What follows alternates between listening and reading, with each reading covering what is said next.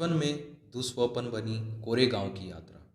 हमारा परिवार मूल रूप से बॉम्बे प्रेसिडेंसी के रत्नागिरी जिले में स्थित डापोली तालुके का निवासी है। ईस्ट इंडिया कंपनी का राज शुरू होने के साथ ही मेरे पुरखे अपने वंशानुगत धंधे को छोड़कर कंपनी की फौज में भर्ती हो गए। मेरे पिता ने भी परिवार की परंपरा के मुताबिक फौज में नौकरी कर ली। मेरे पिता सूबेदार रैंक तक पहुँचे और उसके बाद मेरे पिता परिवार के साथ डापोली गए ताकि वहाँ फिर से बस सकें। लेकिन कुछ वजहों से उनका मन बदल गया। परिवार डापोली से सतारा आ गया, जहाँ हम 1904 तक रहे।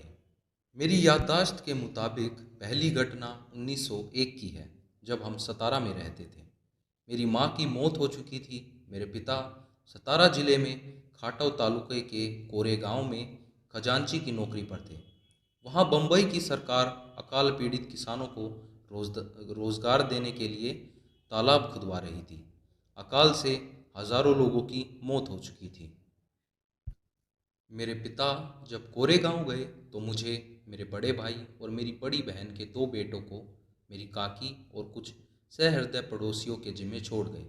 मेरी काकी काफ़ी भली थी, लेकिन हमारी खास मदद नहीं कर पाती थी। वे कुछ नाटी थी और उनके पैरों में भी तकलीफ थी, जिससे वे बिना किसी सहारे के चल फिर नहीं सकती थी। अक्सर उन्हें उठाकर ले जाना पड़ता था। मेरी बहनें भी थीं, उनकी शादी हो चुकी थी और वे अपने परिवार के साथ कुछ दूरी पर रहती थीं। खाना पकाने हमारा एक बहुत बड़ी समस्या थी, खासकर इसलिए कि हमारी काकी शारीरिक असहायता के कारण काम नहीं कर पाती थी। हम चार बच्चे स्कूल भी जाते थे और खाना भी पकाते थे, लेकिन हम रोटी नहीं बना पाते थे, इसलिए पुलाव से काम चल जाता था। वह बनाना सबसे आसान था, क्योंकि चावल और गोश्त मिलाने से ज़्यादा इसमें कुछ नहीं करना पड़ता था। मेरे पिता खजांची थे, इसलिए हमें देखने के लिए सतारा से आना उनके लिए संभव नहीं था। इसलिए उन्होंने चिट्ठी लिखी कि हम गर्मियों की छुट्टी में कोरेगांव आ जाएं। हम बच्चे यह सोचकर काफ़ी उत्तेजित हो गए, क्योंकि तब तक हम में से किसी ने भी रेलगाड़ी नहीं देखी थी। भारी तैयारी हुई। सफ़र के लिए अंग्रेज़ी स्टाइल के नए कुर्ते, रंग बिरंगी टोपी, नए जूते, नए रेशमी किनारी वाली धोती खरीदी गई। मेरे पिता ने यात्रा का पूरा ब्यौरा लिखकर भेजा था और कहा था कि कब चलोगे यह लिख भेजना, ताकि वे रेलवे स्टेशन पर अपने चपरासी को भेज दें, जो हमें कोरेगांव तक ले जाएगा। इसी इंतज़ाम के साथ मैं, मेरा भाई, मेरी बहन का बेटा सतारा के लिए चल पड़े। काकी की पड़ोसियों के सहारे छोड़ आए, जिन्होंने उनकी देखभाल का वादा किया। रेलवे स्टेशन हमारे घर से 10 मील दूर था, इसलिए स्टेशन तक जाने के लिए तांगा किया गया। हम नए कपड़े पहनकर खुशी में झूमते हुए घर से निकले, लेकिन काकी हमारी विदाई पर अपना दुख रोक नहीं सकी और ज़ोर ज़ोर से रोने लगी। हम स्टेशन पहुँचे तो मेरा भाई टिकट ले आया। उसने मुझे व बहन के छोटे बेटे को रास्ते में खर्च करने के लिए दो दो आना दिया। हम फौरन शाह खर्च हो गए और पहले नींबू पानी की बोतल खरीदी। कुछ देर बाद गाड़ी ने सीटी बजाई तो हम जल्दी जल्दी चढ़ गए, ताकि कहीं छूट न जाए। हमें कहा गया था कि मैसूर में उतरना है, जो कोरेगांव का सबसे नज़दीक स्टेशन है। ट्रेन शाम के 5 बजे मैसूर में पहुंची और हमने अपना सामान उतार लिया। कुछ ही मिनटों में ट्रेन से उतरे सभी लोग अपने ठिकाने की ओर चले गए। हम चार बच्चे प्लेटफॉर्म पर बच गए। हम अपने पिता या उनके चपरासी का इंतज़ार कर रहे थे, लेकिन काफ़ी देर बाद तक कोई नहीं आया। घंटा भर बीतने लगा तो स्टेशन मास्टर हमारे पास आया। उसने हमारा टिकट देखा और पूछा कि तुम लोग क्यों रुके हो। हमने बताया कि हमें कोरेगांव जाना है और हम अपने पिता या उनके चपरासी का इंतज़ार कर रहे हैं। हम नहीं जानते कि कोरेगांव कैसे पहुँचे। हमने कपड़े लत्ते अच्छे पहने हुए थे और हमारी बातचीत से भी कोई नहीं पकड़ सकता था कि हम अछूतों के बच्चे हैं।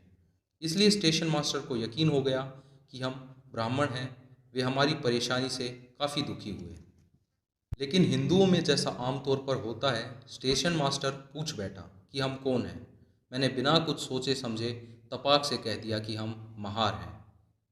वह दंग रह गया। अचानक उसके चेहरे के भाव बदल गए। हम उसके चेहरे पर घृणा का भाव साफ साफ देख सकते थे। वह फौरन अपने कमरे की ओर चला गया और हम वहीं खड़े रहे।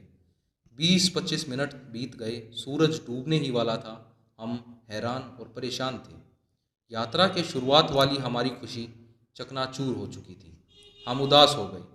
करीब आधे घंटे बाद स्टेशन मास्टर लौटा और उसने हमसे पूछा कि तुम लोग क्या करना चाहते हो।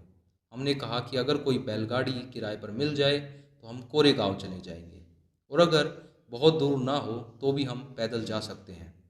वहाँ किराए पर जाने के लिए कई बैलगाड़ियाँ थीं, लेकिन स्टेशन मास्टर से मेरा महार कहना गाड़ी वालों को सुनाई पड़ गया था, और कोई भी अछूत को ले जाकर अपवित्र नहीं होना चाहता था।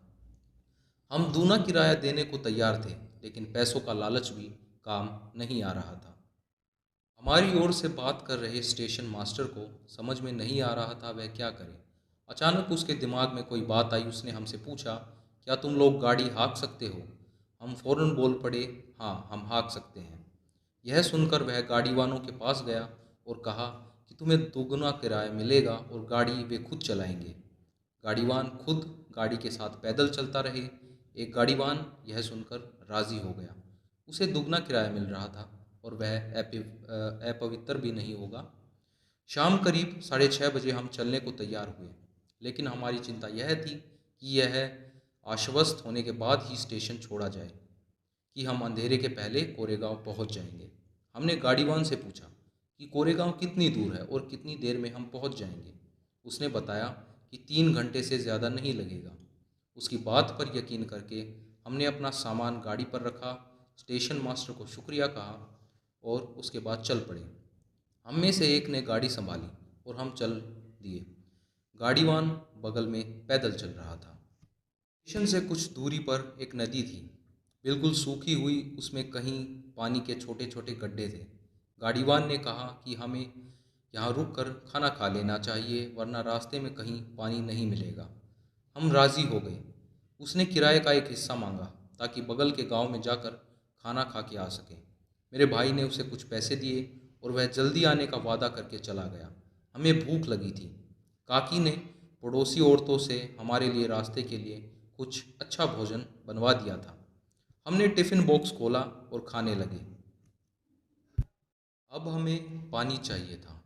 हम में से एक नदी वाले पानी के गड्ढे की ओर गया, लेकिन उसमें से तो गाय बैल के गोबर और पेशाब की बदबू आ रही थी। पानी के बिना हमने आधे पेट खाकर ही टिफ़िन बंद कर दिया और गाड़ीवान का इंतज़ार करने लगे। काफ़ी देर तक वह नहीं आया। हम चारों ओर उसे देख रहे थे। आखिरकार वह आया और हम आगे बढ़े। 4-5 मील हम चले होंगे कि अचानक गाड़ीवान कूदकर गाड़ी पर बैठ गया और गाड़ी हाँकने लगा। हम चकित थे कि वह आदमी जो अपवित्र होने के डर से गाड़ी में नहीं बैठ रहा था, उसने कुछ पूछने की हिम्मत नहीं कर पाए। हम बस जल्दी से जल्दी कोरेगांव पहुंचना चाहते थे, लेकिन जल्द ही अंधेरा छा गया। रास्ता नहीं दिख रहा था।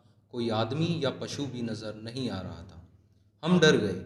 3 घंटों से ज़्यादा हो गए थे, लेकिन कोरेगांव का कहीं नामो निशान नहीं था। तभी हमारे मन में यह डर पैदा हुआ कि कहीं गाड़ीवान हमें ऐसी जगह तो नहीं ले जा रहा कि हमें मार कर हमारा सामान लूट ले। हमारे पास सोने के गहने भी थे। हम उससे पूछने लगे, कोरेगांव और कितना दूर है? वह कहता जा रहा था, ज़्यादा दूर नहीं है, जल्द पहुंच जाएंगे। रात के 10 बज चुके थे। हम डर के मारे सुबकने लगे और गाड़ीवान को कोसने लगे। उसने कोई जवाब नहीं दिया। अचानक हमें कुछ दूर पर एक बत्ती जलती दिखाई दी। गाड़ीवान ने कहा, वह देखो, चुंगी वाले की बत्ती है। रात में हम वहाँ रुकेंगे। हमें कुछ राहत महसूस हुई। आखिर 2 घंटे में हम चुंगी वाले की झोपड़ी तक पहुँचे। यह झोपड़ी पहाड़ी की तलहटी में उसके दूसरी ओर स्थित थी। वहाँ पहुंचकर हमने पाया कि बड़ी संख्या में बैलगाड़ियाँ वहाँ रात गुजार रही हैं। हम भूखे थे और खाना खाना चाहते थे, लेकिन पानी नहीं था। हमने गाड़ीवान से पूछा कि कहीं पानी मिल जाएगा।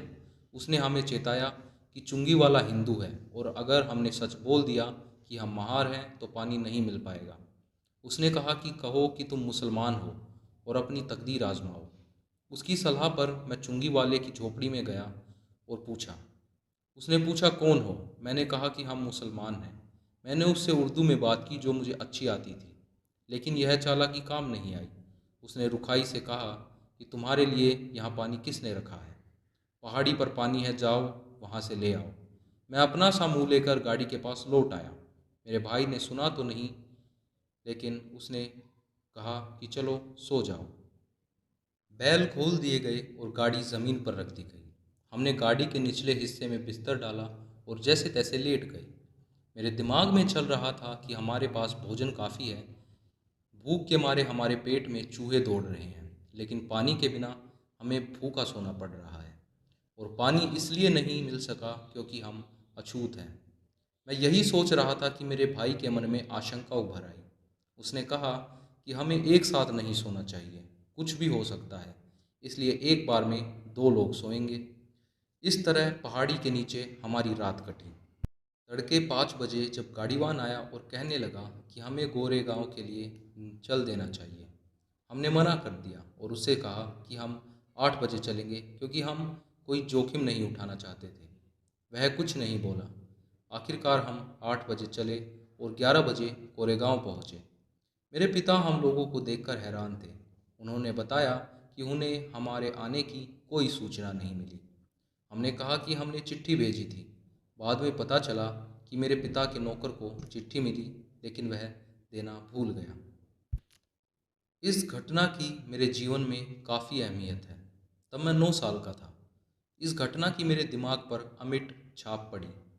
इसके पहले भी मैं जानता था कि मैं अछूत हूँ और अछूतों को कुछ अपमान, भेदभाव सहना पड़ता है।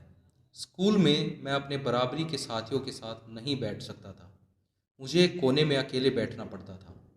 मैं यह जानता था।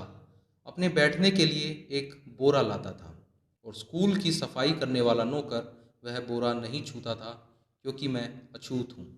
मैं बोरा रोज़ घर लेकर आता और अगले दिन लाता था। स्कूल में मैं यह भी जानता था कि ऊंची जाति के लड़कों को जब प्यास लगती है तो वे मास्टर से पूछकर नल पर जाते और अपनी प्यास बुझा लेते थे। पर मेरी बात अलग थी। मैं नल को नहीं छू सकता था, इसलिए मास्टर की इजाज़त के बाद चपरासी का होना जरूरी था। अगर चपरासी नहीं होता तो मुझे पूरे दिन प्यासा रहना पड़ता था। घर में कपड़े मेरी बहन धोती थी। सतारा में धोबी नहीं थे, ऐसा नहीं था। हमारे पास धोबी को देने के लिए पैसे नहीं थे, ऐसा भी नहीं था। हमारी बहन को कपड़े इसलिए धोने पड़ते थे क्योंकि हम अछूतों का कपड़ा कोई धोबी नहीं धोता था। हमारे बाल भी मेरी बड़ी बहन काटती थी क्योंकि नाई हम अछूतों के बाल नहीं काटता था। मैं यह सब जानता था, लेकिन उस घटना से मुझे ऐसा झटका लगा जो मैंने पहले कभी महसूस नहीं किया था। उसी से मैं छुआछूत के बारे में सोचने लगा। उस घटना के पहले तक मेरे लिए सब कुछ सामान्य था, जैसा कि स्वर्ण हिंदुओं और अछूतों के साथ आमतौर पर होता है।